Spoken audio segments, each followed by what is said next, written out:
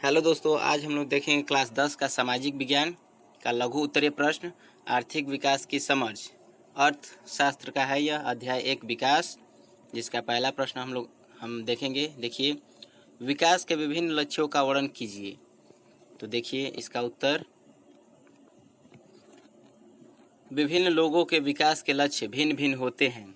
द्रव्य अथवा उससे क्रय की जाने वाली भौतिक वस्तुएं एक कारक हैं जिस पर हमारा जीवन निर्भर है।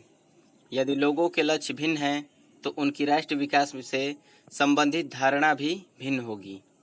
ठीक है, चलिए अगला देखते हैं। 2 नंबर क्वेश्चन, केवल आय को ही विकास का मापदंड क्यों नहीं माना जा सकता? उदाहरण द्वारा स्पष्ट करें। देखिए इसका उत्तर, केवल आय को ही विकास का मापदंड नहीं माना जा सकता। इसका मुख्य कारण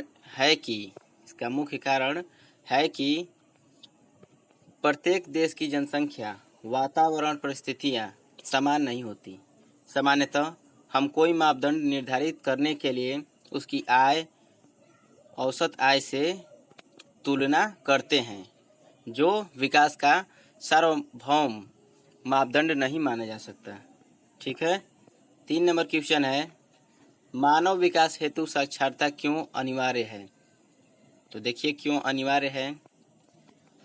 उत्तर है, स्वतंत्रता प्राप्ति के 7 दशक पश्चात भी उच्च स्तर की निरक्षरता चिंताजनक है। अनेक राज्य 14 वर्ष की आयु तक के सभी बच्चों को निःशुल्क एवं अनिवार्य शिक्षा प्रदान करने के संवैधानिक लक्ष्य के समीप भी नहीं है। साक्षरता विहीन समाज में विकास की योजना एवं कपोल कल्पित तथ्य बन जाती है। अतः यदि मानव का सर्वांगीण विकास करना हो तो साक्षरता अनिवार्य है। मतलब कि ये बताना चाहता है कि साक्षरता हमारे जीवन में कितना अनिवार्य है। ठीक है, आगे देखते हैं। 4 नंबर, सतत पोषणीय विकास क्या है? चर्चा कीजिए। सतत पोषणीय विकास क्या है, चर्चा करना है। तो आइए चर्चा करते हैं। चलिए चर्चा शुरू करते हैं। विकास एक निरंतर गतिशील प्रक्रिया है जो अगध गति से प्रवाहित रहती है।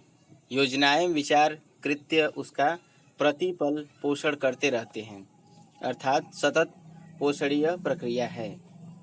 ठीक है, आगे देखते हैं। 5 नंबर जो क्वेश्चन है, आय के आधार पर विभिन्न देशों की तुलना किस प्रकार की जाती है? आय के आधार पर विभिन्न देशों की तुलना किस प्रकार की जाती है? तो देखिए इसका उत्तर, देशों की तुलना करने के लिए उनकी आय को एक महत्वपूर्ण कारक माना जा सकता है। जिन देशों की आय अधिक है उन्हें कम आय वाले देशों से अधिक विकसित समझा जाता है। विश्व बैंक की विश्व विकास रिपोर्ट के अनुसार देशों का वर्गीकरण उनकी औसत आयु का मापदंड माना जाता है। मतलब जो देश जितना जवान रहता है उतना ही विकसित माना जाता है, और जो देश बूढ़ा हो जाता है वो अब विकास की दर उसका मतलब कि कम हो जाता है, विकास वहाँ रुक जाता है। और जो देश अभी जवान का मतलब होता है कि जैसे उनके जो नागरिक हैं वो अभी जवान हैं। औसतन जैसे कि मान लीजिए कि 100% होता है तो उसमें 70% ऐसे लोग हो गए जो अभी नवयुवक हैं, जवान हैं, तो वो देश विकास करता है। और जो लोग 90% बूढ़े ही हो गए तो कहाँ ले विकास करेगा। तो वही समझा रहा है। तो चलिए हमारा क्वेश्चन ख़त्म हो चुका है, और देखते रहिए कविंदर भैया चैनल। ठीक है, धन्यवाद।